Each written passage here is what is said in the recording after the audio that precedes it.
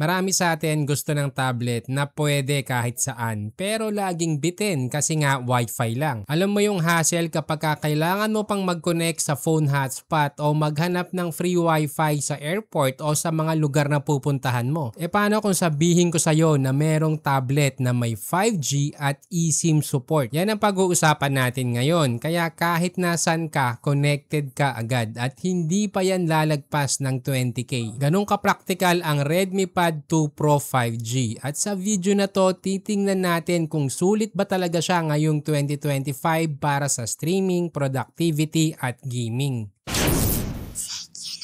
Ang unang bagay na mapapansin mo dito ay ang malaking screen nito. Ang 12.1-inch IPS LCD ay sobrang laki at may 2K resolution pa, kaya sharp at clear ang bawat pixel. Kung magandang display ang hanap mo sa isang tablet, dito mo makikita na standout to. Imaginein mo, nanonood ka ng series sa Netflix o YouTube o nag-e-edit ka ng simple graphics o video. Bawat detalye kitang-kita mo. Ang 120Hz refresh rate ay nagbibigay ng smooth scrolling sa apps at website at mas immersive din kapag naglalaro ka ng mid-tier games. Hindi lang yan, may 600 nits brightness kaya kahit sa maliwanag na outdoor setting, readable pa rin ang screen. Hindi ka na maghahanap ng shady spot para lang mabasa ang text. Ang Dolby Vision support naman ay nagbibigay ng mas vibrant at cinematic na experience sa video. Kaya kahit basic ang content, pakiramdam mo parang premium ang display. Idagdag pa natin ang 249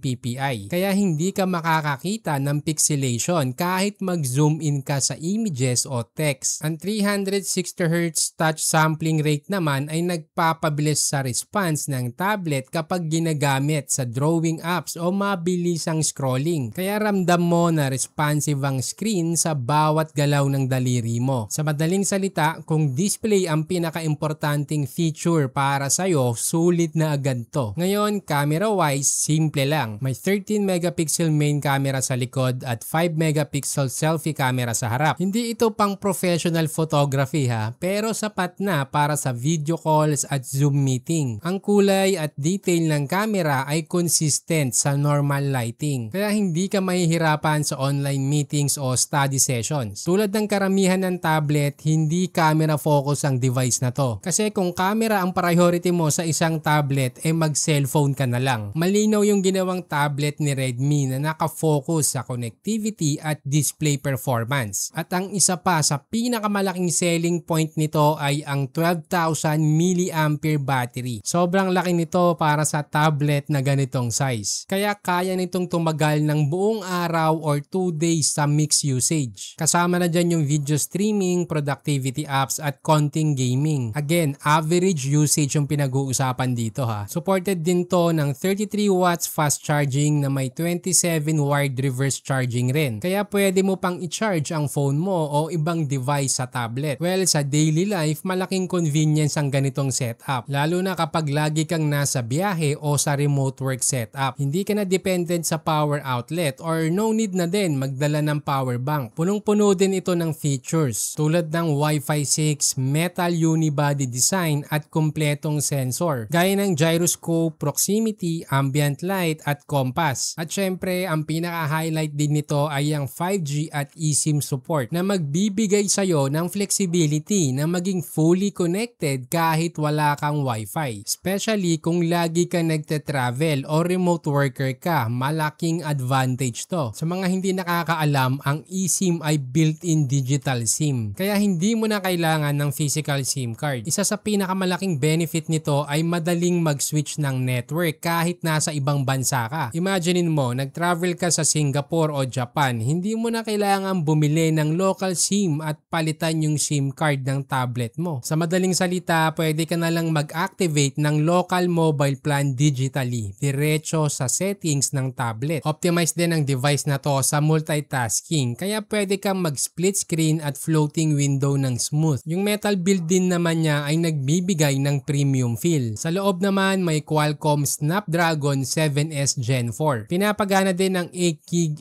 LPDDR4X RAM at 256GB UFS 2.2 storage. Expandable din hanggang 2TB via microSD. Sa practical use, smooth ang navigation. Mabilis ang switching between apps at hindi agad umiinit kahit extended ang usage. Ang Antutu score niya ay nasa 850K kaya kayang-kaya nito i-manage ang mga productivity apps, streaming at light to mid gaming. Kaya kung focus mo ay content creation, editing o multitasking, sapat na ang hardware para hindi ka ma-frustrate sa lag. Ang combination kasi ng malaking storage at mabilis na processor ay nagbibigay ng confidence sa mga projects lalo na sa media heavy tasks. Eto na, kung gamer ka, malinaw na hindi ito yung tipong tablet na pang hardcore gaming marathon pero wag mo rin siyang mamaliitin kasi kaya nitong patakbuhin halos lahat ng casual at mid-tier games ng smooth at stable. Halimbawa na lang sa Call of Duty Mobile, umaabot ito ng around 60 FPS kahit naka very high graphics ka pa kaya solid pa rin yung gameplay. Walang noticeable frame drops kahit sa intense gunfight. Sa PUBG Mobile naman, kaya nitong tumakbo sa Ultra HDR or smooth settings with extreme frame rate. Kaya kung ikaw yung naghahanap ng consistent performance sa rank matches, pasado to. At kung trip mo naman yung mas demanding na titles gaya ng War Thunder Mobile o GTA, playable pa rin sila sa highest available settings. Which is impressive na rin para sa ganitong price range. Lalo na kung casual gamer ka lang naman. Tsaka kahit extended gaming sessions, hindi naman agad umiinit yung tablet. Steady pa rin naman ang performance kahit after an hour of continuous play. Sa madaling salita, hindi man siya pang pro player level pero kung casual gamer ka na gusto ng stable, smooth at hindi madaling mag-overheat na device, swak na swak to. Kasi yung malaking 12.1 inch screen at 120Hz refresh rate ay nagbibigay ng immersive gaming experience. Kung hindi ka naman hardcore gamer, mapapansin mo rin ang smoothness sa simple at competitive games, lalo na sa mga strategy o racing games. Real talk, kaya nito ang gaming pero hindi mo siya dapat gawing gaming first device. Kaya para sa akin, ang Redmi Pad 2 Pro 5G ay perfect kung kailangan mo ng tablet na may 5G at eSIM, lalo na kung lagi kang on the go o nagta-travel abroad. Pero again, hindi ito yung full gaming tablet kahit kaya nitong mag-run ng mid-tier games ng smooth dahil medyo may kalakihan din yung device at hindi rin ganong kalakas yung chipset kumpara sa mga flagship mini tablets. Kaya kung ikaw yung tao na gaming ang priority, mas magandang i-consider ang Xiaomi Pad Mini dahil meron tong 8.8